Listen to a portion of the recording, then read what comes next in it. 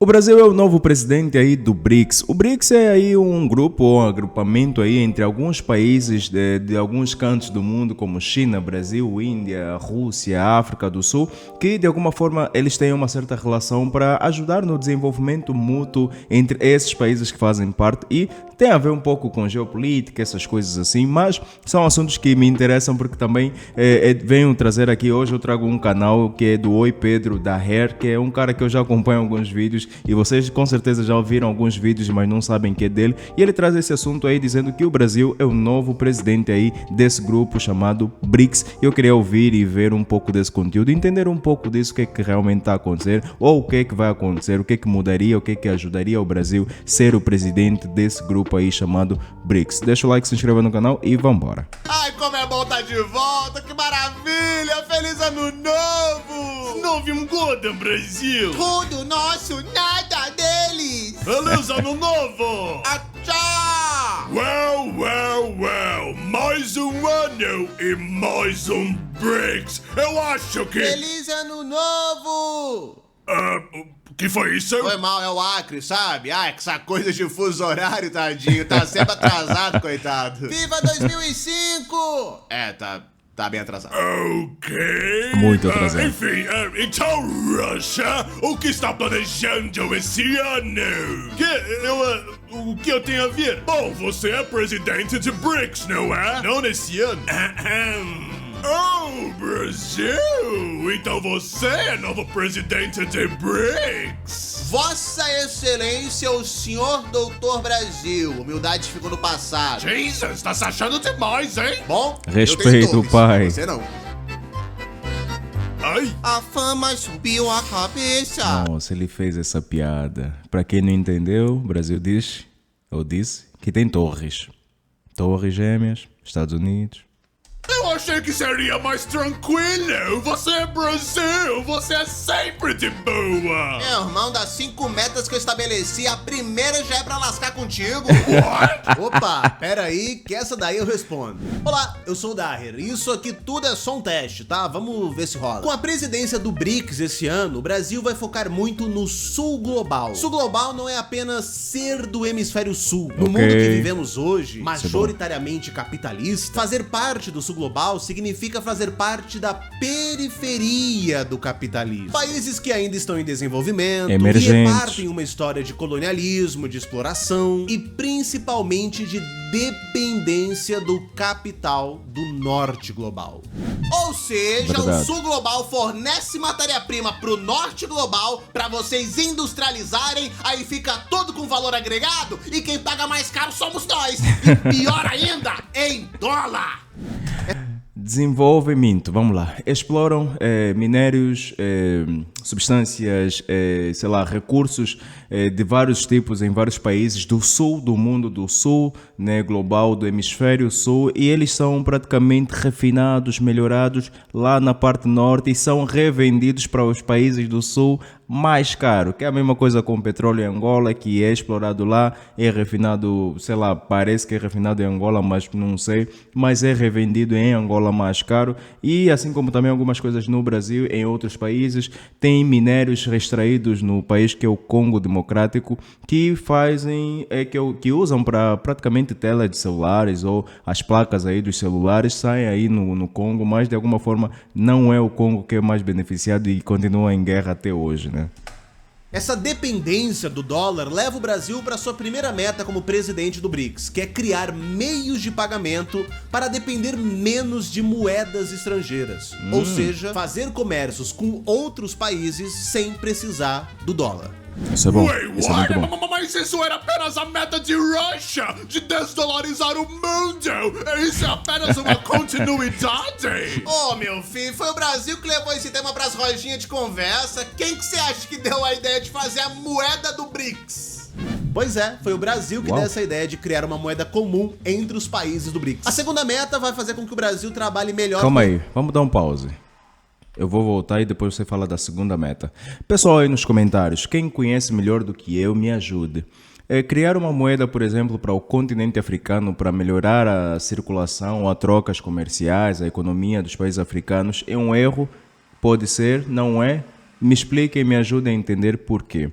E por que ter uma moeda para o BRICS seria vantajoso ou desvantajoso? Me ajudem aí nos comentários. Criar uma moeda comum entre os países do BRICS. A segunda meta vai fazer com que o Brasil trabalhe melhor com a inteligência artificial, sem com que ela a gente. Garantir proteção de dados, regulamentação de IA e usar o potencial da inteligência artificial sem a gente, enfim, sair lascado nessa. É estranho porque as IAs, vou colocar mais um pausa, as IAs são criadas por pessoas e pessoas de alguns países. Tem aí, acho que da China ou do Japão, tem aí o DeepSeek, né? Nem sei se é China ou Japão, desculpem, acho que é China.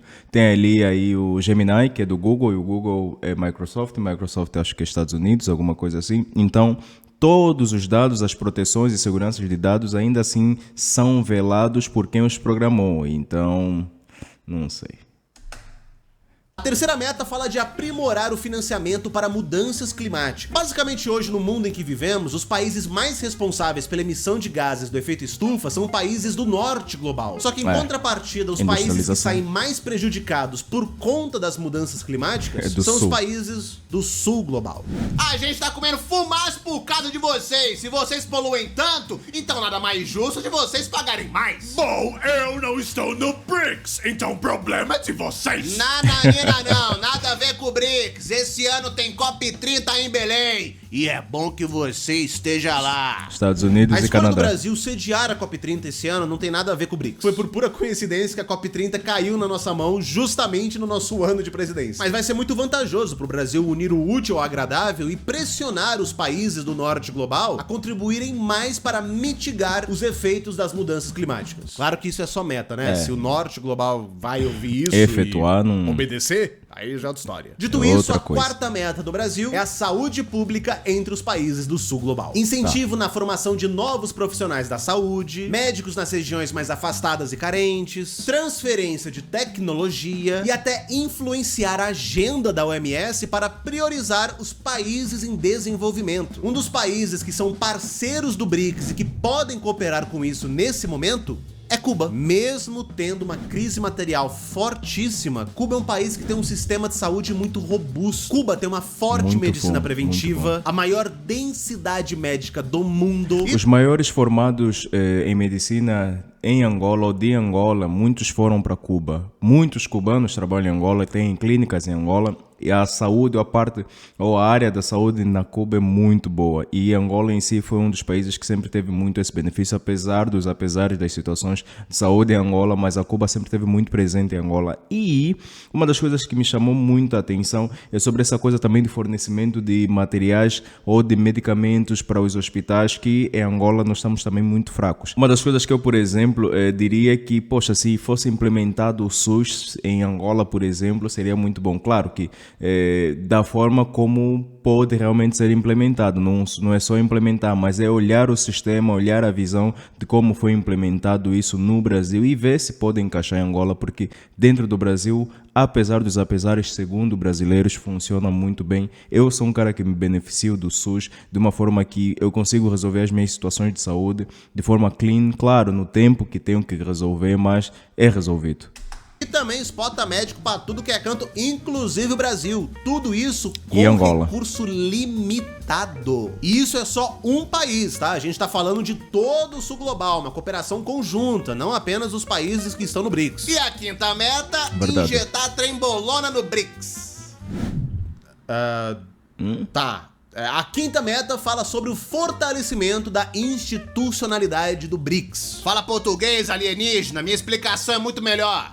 Com a expansão e entrada de novos países no bloco do BRICS, é muito importante ter diálogos frequentes até para poder alinhar os objetivos tanto do sul global quanto do BRICS. Isso vai ser feito com as várias reuniões que vão acontecer durante esse ano, vai rolar a cúpula do BRICS no Rio de Janeiro e que também vai ser discutida aí a rotatividade de lideranças. Até porque com novos membros vai ter uma hora que a liderança vai cair na mão de, sei lá, da Indonésia. Sabe a quarta meta sobre a saúde pública junto com todo o sul global? Isso é até uma forma de falar para esses países do tipo, olha só, como nós podemos cooperar juntos. Imagina se vocês entrassem também aí pro BRICS. Olha que legal que seria. Ou seja, a quinta meta é basicamente fazer o BRICS ser mais influente, mais amplo, mais forte, mais bombado. Porque existem várias organizações fora o BRICS no mundo e fora a ONU ONU, essas assim, a OTAN, tem várias outras e com certeza isso atrai outros países para fazerem parte da organização e se tornar mais forte ainda e ter essas metas um pouquinho mais